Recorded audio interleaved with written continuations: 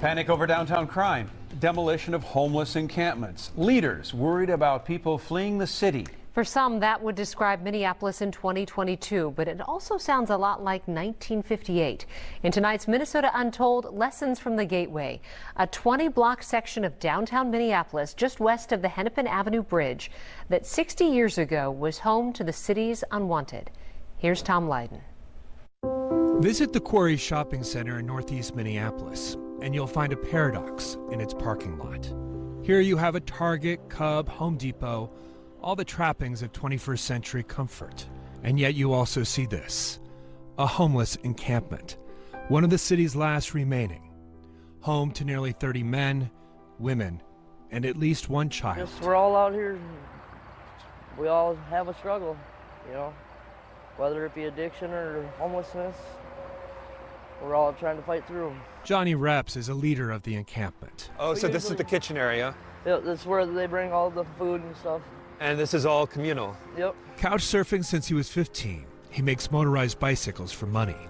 He says this encampment is the family he never had. Family unit doesn't, people just turn their back on family, you know, when, and it's understandable, sometimes people do some bad things and people are on their own, what else are they gonna do? They're just surviving. Roy Morris has been without housing since he was 9. His mother's out here too somewhere. His life spent in and out of jail, struggling with mental illness. I lose everything. I lose my apartment, everything.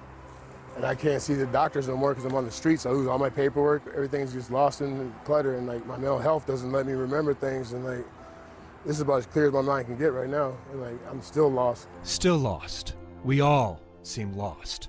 As long as this is the solution.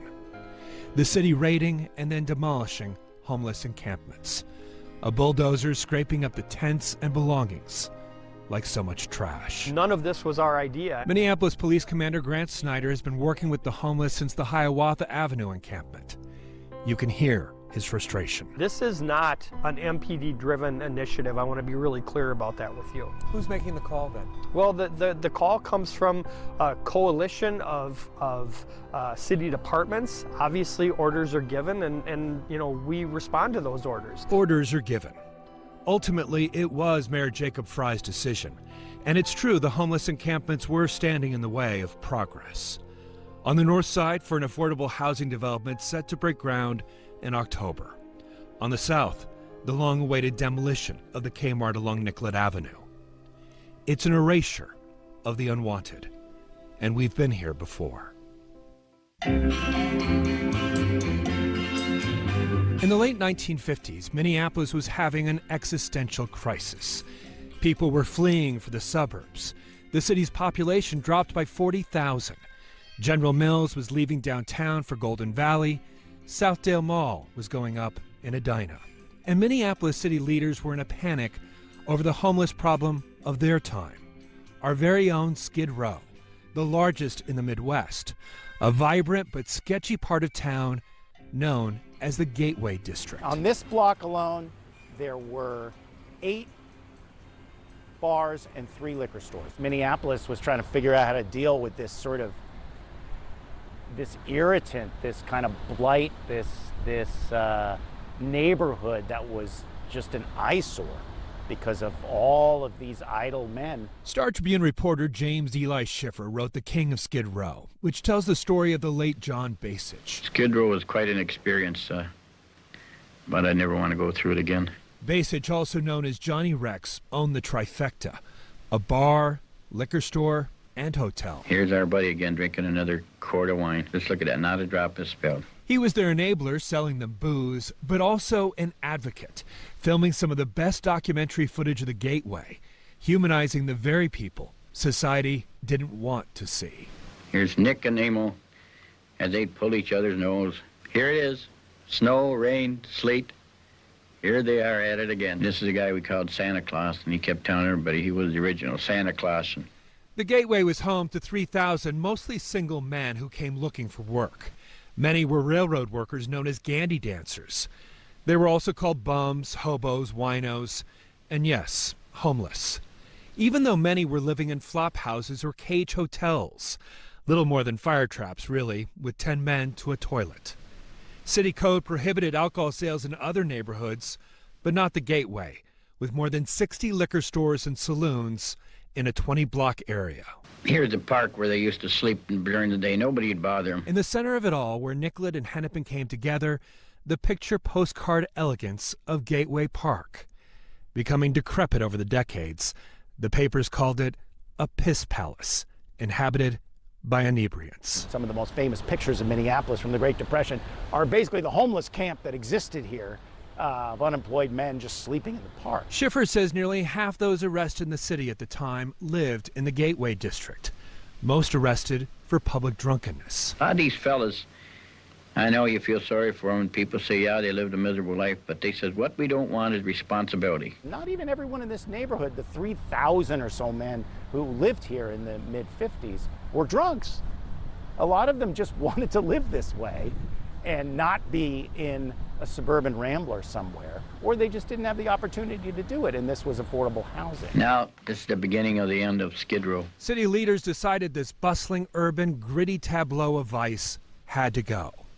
They got rid of the problem and the people by tearing down the buildings. You can see how fast these buildings went down because there was no steel in them whatsoever, just wood and brick. The federal government making it possible as part of a program known as urban renewal. Over the course of 2 years, the city demolished more than 200 buildings in the Gateway District. More than 40% of downtown Minneapolis was suddenly gone. When you look at some of the historical sources in this narrative, there just wasn't the level of community input from the residents who would have been living there in what happened to their neighborhood. Historian Molly Jessup with the Mill City Museum says there was little concern at the time for what would happen to the men who were displaced. Those who found a new place to live were given $5, about $51 today. I would say it's a cautionary tale. Once the housing in the Gateway was removed, there wasn't anything in between that these residents could afford or a place in the city for them to go. In some cases, people really disappear from the historical record. There are obvious differences between Minneapolis's old Skid Row and the homeless encampments today, but there is also one glaring similarity. Then and now, there is no overall strategy about what to do with the people who are displaced. Tear down the buildings, raise the camps. The people, the human beings, are just pushed ever further to the margins of society. Only about 5% of people experiencing homelessness at any given time will be in encampments, but that is the most visible, high-profile kind of aspect that people see and respond to. David Hewitt is Director of Housing Stability for Hennepin County. So I think there are strategies that are working and are working for individuals and people, and at the same time, the scale of the problem and the scale of the issues that underpin it, the economics, the opioid epidemic, the history of structural and institutional racism that has brought us to this point, these are large forces that have been building for many, many, many years. There are no beds. There's nowhere for people to go. And yet, like everything else, the problems become polarized, with activists on one side, the city on the other. It's got to be a more robust solution than, waving our hands in the air and storming into city council meetings and demanding no more closures. That's not tenable. The stakes seem so much higher today, and yet you can hear the echo of the same arguments from 60 years ago. It's an eyesore. It's unsafe. Those people deserve better. What was left in the Gateway was a dead zone. Surface parking lots as far as the eye could see. Social engineering had siphoned the city's soul. Here, gentlemen, this is Nicollet, Panning Nicollet, now going down to 2nd Street. When you obliterate your history like that, maybe you're condemned to repeat it, I don't know. Only recently has this area experienced something of a renaissance. The liquor stores, bars, and brothels replaced by Starbucks, Whole Foods, and a new Four Seasons hotel. The buildings and hard luck lives of those who once lived here, like sepia-toned ghosts. Some of you that have never seen or know what Skid Row is about have an idea now. It was an era that I hope you never forget. Little is known about what happened to the men of the Gateway. There was no tracking at the time. Back in 1958, a city official estimated more than 1,200 men would have problems relocating because of the extreme shortage of affordable housing.